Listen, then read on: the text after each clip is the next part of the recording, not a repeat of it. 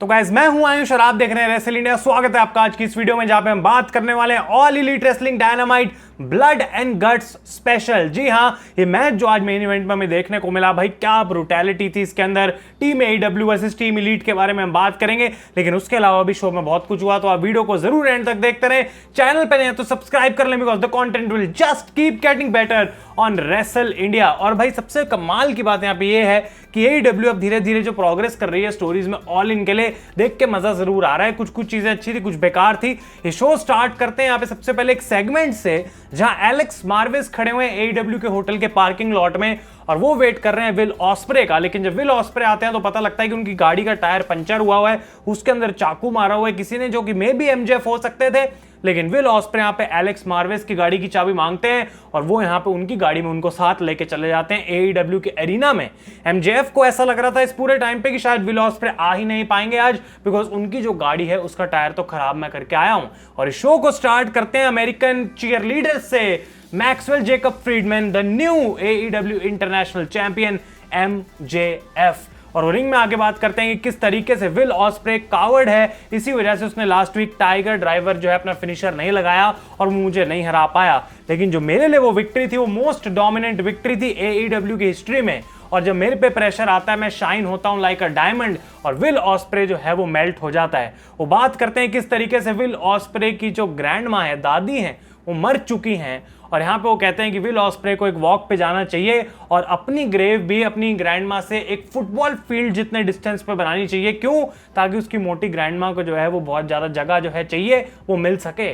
बहुत डार्क हो गया एमजेएफ की तरफ से, लेकिन that is why he is MJF. फिर वो आते हैं इस टाइटल के ऊपर और बात करते हैं किस तरीके से इस इंटरनेशनल टाइटल को लोग तभी पसंद करते हैं बिकॉज फॉरनर्स इसको तब से लेके घूम रहे थे, लेकिन एक्चुअली में ये टाइटल गार्बेज है। और ये ट्रैश कैन जो पड़ा था रिंग साइड पे, उसके अंदर वो इस टाइटल को फेंक देते हैं और रिवील करते हैं इस नए टाइटल के डिजाइन को, जिसको एमजेएफ बोल रहे हैं द अमेरिकन चैंपियनशिप। और मुझे पता है कि जैसे हम अमेरिकन चैंपियनशिप सुनेंगे, पहला हमारे वर्ड क्या आएंगे दिमाग में? द यूनाइटेड स्टेट्स चैंपियनशिप लेके आ गई है क्या अब एईडब्ल्यू भी? लेकिन अमेरिकन चैंपियनशिप का डिजाइन देखने को मिला और उसके बाद एमजेएफ सेलिब्रेट करते हैं, कन्फेटी गिरती है, पेट्रियोटिक म्यूजिक बजता है। इनफैक्ट अमेरिका का झंडा ऊपर से नीचे आता है और उस झंडे में अमेरिका के स्टार्स की जगह हमें एमजेएफ का चेहरा देखने को मिलता है। लेकिन विल ऑस्प्रे फाइनली पीछे से आके अटैक करते हैं, एमजेएफ वहां से भाग जाते हैं। पर विल ऑस्प्रे माइक लेके बोलते हैं कि भाई एमजेएफ तूने चीटिंग करी थी, बिकॉज तू मुझे क्लीन कभी हरा नहीं सकता, तू मेरे लेवल पे नहीं है, इसलिए तूने डायनामाइट डायमंड रिंग को जो है वो यूज करके विक्ट्री हासिल करी थी। लेकिन टोनी खान से मैं बात कर चुका हूं और मुझे मेरा रीमैच मिल गया, और किसी जगह पे नहीं बल्कि वेम्बली में ऑल इन में मेरे होम सॉइल पे फॉर दिस इंटरनेशनल चैंपियनशिप। तो आई डोंट थिंक कि ऑफिशियली इसको एईडब्ल्यू अमेरिकन चैंपियनशिप बुलाएगी, इंटरनेशनल टाइटल ही बुलाया जाएगा। बट एमजेएफ अपने लिए खुद का एक नया डिजाइन बना के ले आए हैं और वो बात करते हैं कि किस तरीके से उनके लिए यही चैंपियनशिप सही रहेगी। अपने ओपिनियंस आप इस पे दें। मुझे लगता है कि ये जो रीमैच होगा वो बहुत ज्यादा जबरदस्त होने वाला है, स्पेशली क्योंकि ये यूके में है, जो कि होम टाउन होम कंट्री रहने वाली है विल ऑस्प्रे की। इसके बाद बैक से टॉस होता है, एलीट करती है खुद ही टॉस, क्योंकि भाई अब तो पावर है उसका इस्तेमाल करो। ब्राइस रेम्सबर्ग रेफरी जो इस मैच में होने वाले थे, वो खुद अपना सिक्का लेके जाते हैं, लेकिन यहाँ पे यंग बक्स कहते हैं भाई हमारे पास ऑलरेडी अपना कॉइन है। वो टॉस करते हैं, जीत भी जाते हैं और एडवांटेज यहाँ पे ब्लड एंड गट्स के लिए चली जाती है एलीट के पास। इसके बाद क्रिस जेरिको का मैच होता है मिनोरू सुजुकी के साथ, जो कि एफटीडब्ल्यू चैंपियनशिप मैच था। और अगर आप रियली सिर्फ चॉप्स के ही फैन हैं तो भाई ये मैच आपको लगेगा 5 स्टार क्लासिक, बिकॉज इतने चॉप्स थे यहाँ पे इस मैच में, बहुत ही जबरदस्त थी वो चीज। लेकिन जो चीज मुझे पसंद नहीं आई वो ये कि चॉप इतने थे पर सुजुकी उसको बिल्कुल भी सेल नहीं कर रहे थे। अब हो सकता है, मुझे पता है कि उनके कैरेक्टर का वो पार्ट है कि उनको उस चीज से कुछ होता नहीं है, लेकिन क्रिस जेरिको की चेस्ट से खून निकलने लग गया था इन चॉप्स की वजह से, जो कि दिखाता है कि कितने ब्रूटल तरीके से अटैक किया जा रहा था। लेकिन ओवरऑल मुझे मैच थोड़ा डिसअपॉइंटिंग और स्लो भी लगा। चाहे जो भी कैरेक्टर हो, जैसा भी हो, ये उस टाइप का मैच नहीं था जो मेरे को पसंद आए। अब लोग इसको कंपेयर करना चाहते हैं गुंथर के चॉप से, तो बहुत डिफरेंट मैच देते हैं गुंथर, उससे मैं कंपेयर नहीं करूंगा। लेकिन at the end Chris Jericho इतना ज्यादा डैमेज लेने के बाद भी एक जूडस इफेक्ट लगा के इस मैच को जीत जाते हैं। और मैच के बाद यहाँ पे big Bill Bryan Keith attack के लिए आते हैं, लेकिन शिबाटा बचा लेते हैं यहाँ पे आके सुजुकी को। और मैच के बाद सुजुकी ने अपना स्लीपर होल्ड लगा के पाइल ड्राइवर भी लगाया था जेरिको के ऊपर, इसी वजह से जेरिको के फ्रेंड्स उनको यहाँ बचाने के लिए आए। इसके बाद ब्रायन डैनियल्सन बैकस्टेज थे जिनकी इंटरव्यू चल रही थी रेने पैकेट के साथ, और वो बात करते हैं किस तरीके से अगर मेरी नेक को अब कोई इंजरी होती भी है कभी तो डॉक्टर्स ने मुझे बोला कि मोस्ट प्रॉब्ली हम उसको ठीक कर सकते हैं, तो मैं ऑल इन के लिए अभी प्रिपेयर कर रहा हूं। लेकिन यहां पे आ जाते हैं जेफ जैरेट, और जेफ जैरेट बोलते हैं डैनियल ब्रायन को कि तेरे से हारने के बाद ओवन हार्ट कप में मुझे इतना अच्छा नहीं लग रहा, लेकिन तेरे अलावा और कोई बंदा भी नहीं है जो उस विक्ट्री के लिए परफेक्ट था। और अगर अब तू स्वर्व स्ट्रिकलैंड से लड़ने वाला है ऑल इन में, तू जानता है कि स्वर्व हर एक वो तरीका लेके आएगा जिससे वो अपना टाइटल रिटेन कर पाए, लेकिन इसी वजह से अगर तू ऑल इन जा रहा है तो तेरे को ऑल इन जाना पड़ेगा। एक पैर अंदर एक पैर इस मैच के बाहर नहीं रखा जा सकता। और यहां पे ब्रायन को वो बोल के जाते हैं कि भाई तुझे ये काम करके ही दिखाना है, बिकॉज बहुत सारे लोग तुझे बिलीव करते हैं, तुझ में यकीन रखते हैं, और उस लिस्ट में लोगों की मैं सबसे ऊपर आता हूं। और उसके बाद ब्रायन से पूछा जाता है तुम्हारा इस पे क्या ओपिनियन, और वो कहते हैं जेफ जैरेट ने बिल्कुल सही बोला और मुझे बहुत काम करना पड़ेगा अपने मैच की इस प्रेपरेशन में। तो अच्छी पेप टॉक थी यहाँ पे जेफ जैरेट की तरफ से, ठीक ठाक ये सेगमेंट थी, अच्छी लगी मुझे। इसके बाद ब्रिट बेकर का मैच होता है हिकारू शिडा के साथ, और इन दोनों के बीच में बहुत सारी हिस्ट्री रही है, और हिकारू शिडा के माउथ में वो हमेशा सॉल्टी टेस्ट है थोड़ा सा कि वो नहीं हरा पाई थी ब्रिट बेकर को एक बार जब सबसे ज्यादा जरूरत थी।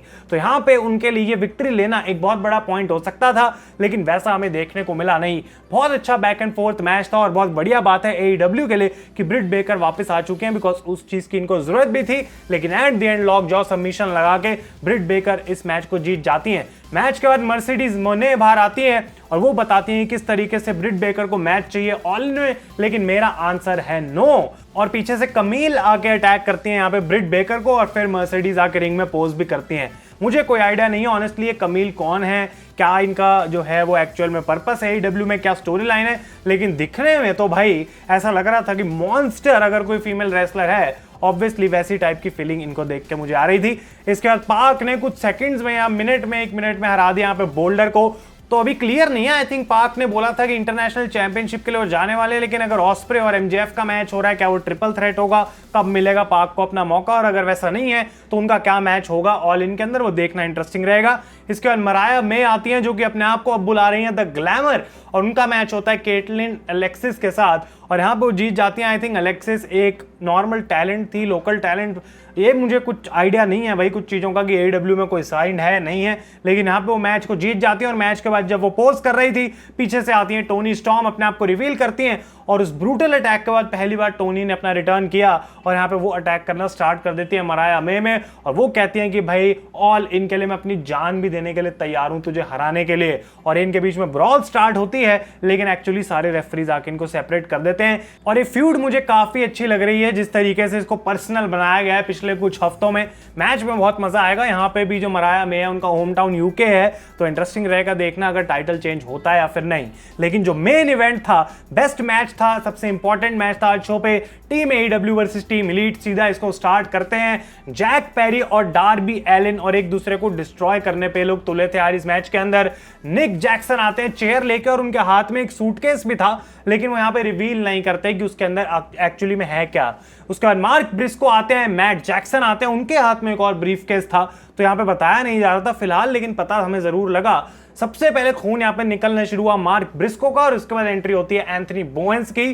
डार्बी एलिन यहाँ मैट जैक्सन के ऊपर एक स्केटबोर्ड लेके कूदते हैं, और उस स्केटबोर्ड के नीचे लगे हुए थे थंब टैग्स जो कि मैट जैक्सन की ट्राइसेप के अंदर जड़ जाते हैं। भाई वो थोड़ा देखने में अजीब लगा मुझे। और उसके बाद एंथनी बोवेंस से सीजर लेके आते हैं, और सीजर पहले तो भाई अटैक करते हैं सीधा जैक पेरी को, और उसके बाद उनके मुंह में लग के सीजर चला देते हैं। भाई थोड़ा सा वियर्ड ब्रूटल टाइप का आज हमें कंटेंट इस मैच के अंदर देखने को मिला, लेकिन अगर अपने नाम पे लिव अप करना है ब्लड एंड गट्स पे, तो AEW ये चीजें यूजुअली हमको दिखाती है। तो धीरे धीरे यहाँ पे सबका खून निकलना स्टार्ट हो रहा था। ओकाडा अपनी एंट्री करते हैं, इसके बाद मैक्स कास्टर आते हैं माइक लेके, और सीधा माइक से अटैक कर देते हैं। आज उन्होंने कोई रैप नहीं किया, लेकिन फिर देखने को मिलता है कि कैसे यंग बक्स यहाँ पे एंथनी बोवेंस को एक बार्ब्ड वायर बोर्ड के अंदर पहले बॉडी स्लैम मारते हैं, और उसके बाद स्वॉन टॉम करते हैं इन दो बोर्ड्स में बीच में फंसा के एंथनी बोवेंस को। भाई बहुत डेंजरस वो भी मुझे मूव लगा। और इसके बाद जो देखने को मिला वो तो कुछ ज्यादा ही ब्रूटल हो गया, बिकॉज यहाँ पे मैक्स कैस्टर के मुंह के अंदर इन्होंने थंब टैग्स डाल दिए और फिर उनको सुपर किक में मार दिया। आई डोंट नो वो कितना सेफ था, क्या था मुझे नहीं समझ आया, लेकिन बहुत अजीब लगा और बहुत वियर्ड लगा देख के। भाई ब्रूटल था। हैंगमैन का म्यूजिक बजता है, लेकिन वहां पे कोई आता ही नहीं है। और फाइनल एंट्री जो होने वाली थी इस मैच के अंदर वो थी स्वर्व स्ट्रिकलैंड की। वो आते हैं बाहर, लेकिन फिर हैंगमैन पेज आ जाते हैं, यहाँ पे अटैक कर देते हैं एंट्रेंस पे ही यहाँ पे स्वर्व को। तो ये दोनों बाहर ही थे अभी केज के, और हैंड कफ से बांध देते हैं स्वर्व को यहाँ पे हैंगमैन।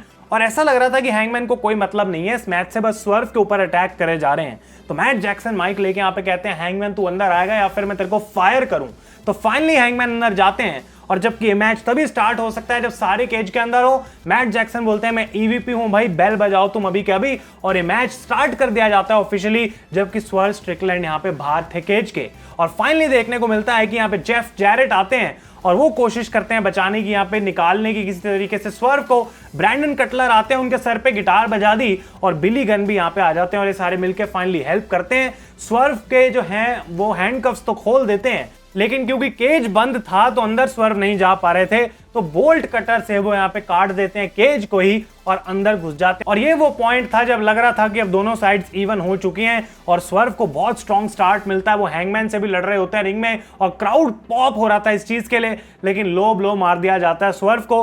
और सबसे पहले हमें रिवील कराया जाता है कि ये जो सूटकेस लेके आए थे उसके अंदर और कुछ नहीं बल्कि स्टेपल गन्स हैं। तो सबसे पहले एक स्टेपल निकालते हैं स्वर्व, लेकिन फिर इलीट के सारे मेंबर्स स्वर्व को घेर लेते हैं और एक एक करके उनपे स्टेपल्स मारते हैं भाई, जो कि ऑब्वियसली बहुत दर्द देता है, लेकिन उसके पेन के थ्रू बीट करके उसको स्वर्व वापस उठते हैं, और एक एक करके सारे लीड के मेंबर्स को स्टेपल वो भी कर देते हैं, और ओकाडा उनको मिडिल फिंगर दिखाते हैं और उस मिडिल फिंगर को स्टेपल कर देते हैं स्वर्व, जो कि देख के भाई बहुत ज्यादा हंसी आई। उसके बाद हैंगमैन के, और हैंगमैन एक बंदा बचा था जिसको इस पॉइंट पे स्टेपल नहीं करा गया था, वो बकशॉट लैरिएट के लिए आते हैं, डक करते हैं यहाँ पे स्वर्व, और अब ये बकशॉट लैरिएट लग जाती है ओकाडा को, और उसके बाद जॉ को स्टेपल कर देते हैं भाई स्वर्व स्ट्रिकलैंड हैंगमैन की। तो भाई ब्रूटल ये देखने को मिला, और उसके बाद ये दोनों नीचे से निकल जाते हैं केज के, लड़ते लड़ते रैंप पे चले जाते हैं, और रैंप के साइड में जो स्टेज होता है उसके बीच में गिर जाते हैं दोनों जाके। तो वहां पे इनका तो मैच हो चुका था खत्म।